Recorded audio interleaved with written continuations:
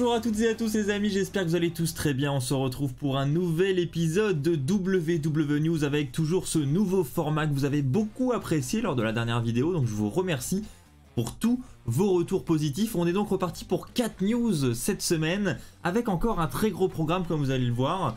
Avec premièrement la police de Détroit qui porte plainte contre Vince McMahon. On va revenir sur cette affaire en détail, vous allez voir qu'il se passe encore beaucoup de choses. Je sens que cette affaire est loin, très loin d'être terminée. Nous parlerons également de Michelle McCool qui n'aurait pas été invitée pour le Royal Rumble. Elle s'est exprimée, on va y revenir. Nous avons un très gros programme qui est désormais officialisé pour le 30e anniversaire de Raw. Je vais tout vous expliquer.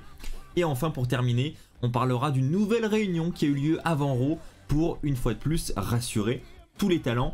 Mais avant ça, passons sans plus attendre à la première news avec la police de Détroit qui a porté plainte contre Vince McMahon. Et vous allez voir que il n'y a pas simplement que la police de Détroit, puisque effectivement il y a également le système de retraite, dont l'abréviation est FRS, qui a lancé une action en justice contre Vince McMahon pour obtenir une déclaration qui l'empêcherait de reprendre la direction du conseil d'administration. Alors pourquoi tout ça? L'objectif est tout simplement d'empêcher Vince McMahon de revenir dans le conseil d'administration et donc de pouvoir prendre des décisions trop importantes. On lui reproche également de prendre des décisions sans concerter les actionnaires. Donc voilà, il y a plein de choses comme ça qui lui sont reportées. La plainte affirme que Vince McMahon ne respecte pas ses obligations. Et pour info, toutes ces infos sont rapportées par Sportico, qui est un site spécialisé dans le business sportif. Donc une source relativement fiable. Donc c'est encore une fois une plainte collective. Donc ça fait quand même beaucoup de plaintes contre Vince McMahon. Donc on ne sait toujours pas ce qu'a donné la première plainte qui avait été déposée par un actionnaire. On a donc cette nouvelle plainte qui vient s'ajouter. Est-ce que Vince McMahon va réussir à garder le lead sur le conseil d'administration? Est-ce qu'il va garder sa place? Et est-ce qu'il va réussir à vendre la WWE comme il le souhaite? Ça, on va le voir dans les jours qui arrivent. Il est rapporté que voilà, l'objectif de toutes ces plaintes, c'est bien sûr d'éloigner Vince McMahon du conseil d'administration et donc l'éloigner de toutes les décisions en rapport avec une potentielle vente. Donc maintenant, est-ce qu'ils vont réussir ou pas? Je vous laisse partager votre avis dans les commentaires. Je pense effectivement que ça va être compliqué. Je vous affiche le récap de cette news concernant Vince McMahon. Elle est quand même riche en rebondissements cette affaire, et je pense que nous sommes loin d'avoir tout vu, très très loin d'avoir tout vu.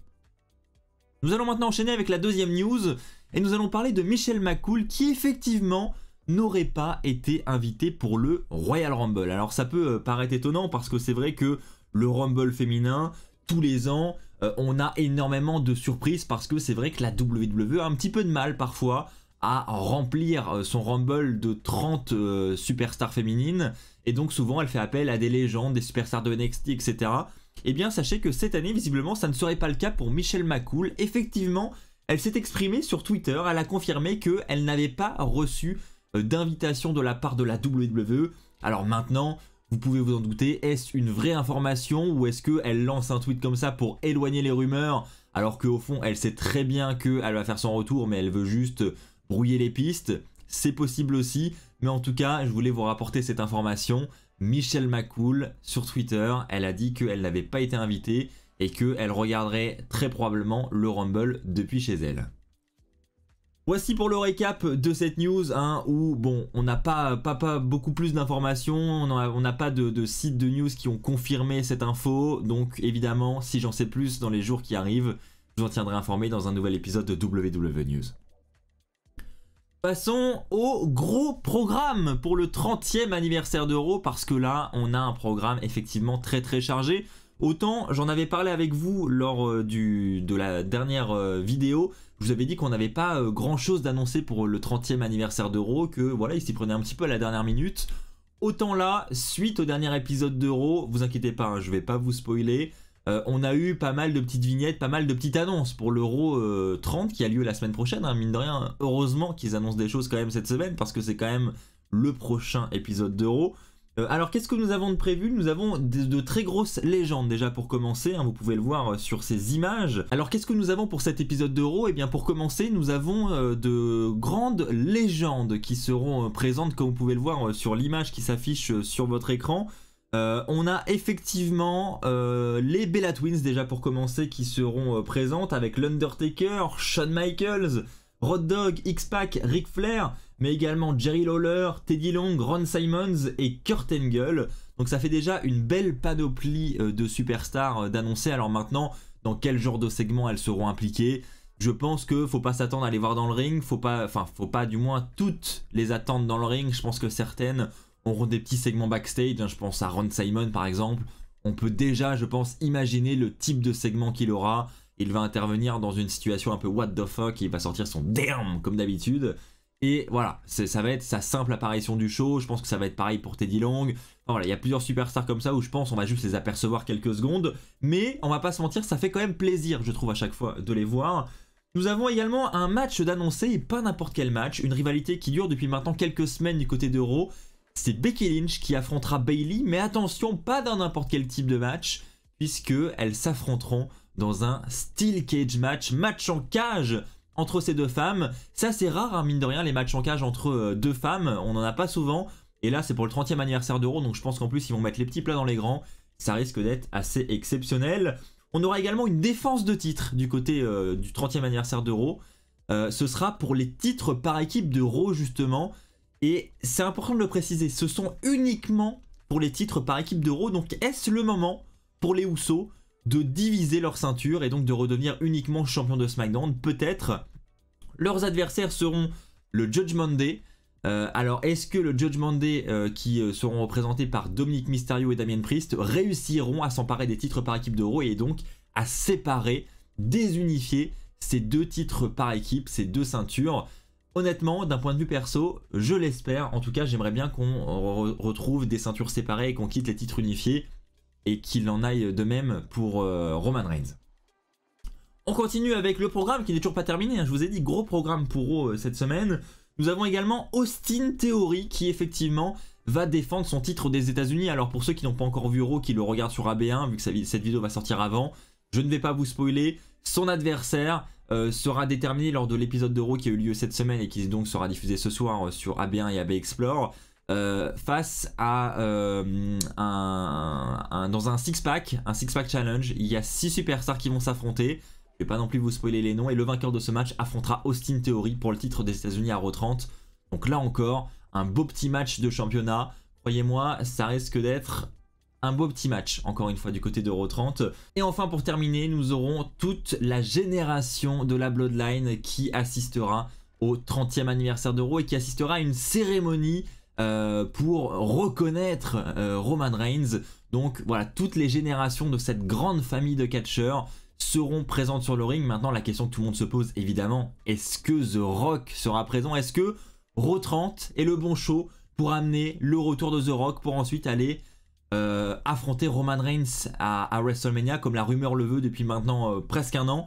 Peut-être que c'est le moment. Peut-être que c'est le moment. Et si The Rock était le seul qui ne venait pas reconnaître Roman Reigns et que ensuite Roman Reigns lui faisait le reproche? Et si c'était ainsi que démarrerait cette rivalité? C'est aussi une possibilité. En tout cas, comme vous l'avez vu, très très gros programme pour le 30e anniversaire de Raw. Ça fait plaisir qu'ils aient annoncé au moins quelques petites choses comme ça. On continue avec la toute dernière news que je tenais à vous annoncer. C'est une réunion qui a eu lieu, encore une fois, juste avant Raw pour assurer les talents. Alors rappelez-vous, la semaine dernière, c'était juste avant SmackDown. On avait eu Triple H qui avait tenu à rassurer les talents sur le retour de Vince McMahon en leur indiquant qu'il était revenu uniquement dans le conseil d'administration, qu'il n'aurait aucun rôle sur l'équipe créative, etc. Parce qu'évidemment, c'est la crainte des talents. Depuis que Triple H est à la tête de l'équipe créative, les talents sont très contents, ça se passe très bien. Et ils n'ont pas envie de revoir Vince McMahon de retour. Eh bien, la réunion de cette semaine à Raw était très similaire à celle de SmackDown. De nombreux talents, effectivement, redoutent le retour de Vince McMahon dans le processus créatif. Eh bien, Triple H, encore une fois, a tenu à les rassurer en leur disant qu'à l'heure actuelle, il n'y avait aucun plan pour le retour de Vince McMahon dans le processus créatif. Mais il est indiqué, hein, et c'est Fightful qui nous rapporte cette information, que le retour de Vince McMahon soulève quand même énormément de questions et d'inquiétudes, et on peut le comprendre, hein, parce qu'on sait de quoi Vince est capable, et on sait qu'à tout moment, s'il décide de revenir dans le processus créatif, eh bien il reviendra. Mais en tout cas, Triple H insiste en disant que pour le moment, ce n'est pas le cas. Et donc, ce qui a quand même bien rassuré les talents, je pense. Et bah écoutez les amis, c'est ainsi que s'achève cette vidéo news. J'espère qu'elle vous aura plu, j'espère que vous avez passé encore une fois un bon moment en ma compagnie. Je tiens également à vous annoncer les amis que en ce moment, uniquement avec le lien qui est dans la description, vous avez la livraison offerte sur le WWE Euroshop. Je sais que vous êtes très nombreux à avoir eu un petit peu le dégoût de commander sur l'Euroshop avec les tarifs de livraison, les douanes, taxes, etc. Et bien sachez que là c'est offert. Les douanes taxes sont compris dans le prix de votre panier et la livraison est gratuite. Ça dure uniquement pour un temps limité, donc je vous invite vraiment à aller faire un tour. De mon côté, j'ai passé ma petite commande. Ça sent l'unboxing sur la chaîne très bientôt, vous allez voir. J'ai hâte d'ailleurs de vous montrer tout ça. Et donc le lien est dans la description et j'insiste, il faut vraiment passer par le lien pour bénéficier de la promo. Donc le lien est dans la description de la vidéo les amis, n'hésitez pas, un petit t-shirt, voilà, une petite commande, voilà, même un petit t-shirt à 15-20 €, livraison gratuite les amis. Ah non, dès 35 € d'achat, pardon, je dis n'importe quoi, c'est à partir de 35 € d'achat. 35 € d'achat, vous avez 2 t-shirts et vous avez vos 35 €, et vous avez votre petite commande, livraison gratuite les amis. Merci à tous encore une fois pour votre fidélité, merci d'avoir regardé cette vidéo jusqu'au bout. Je vous souhaite une bonne journée, bon courage à ceux qui vont en cours et à ceux qui travaillent. Et on se retrouve très vite pour une nouvelle vidéo. Allez, ciao tout le monde! If it ain't so, we might as well rock and roll.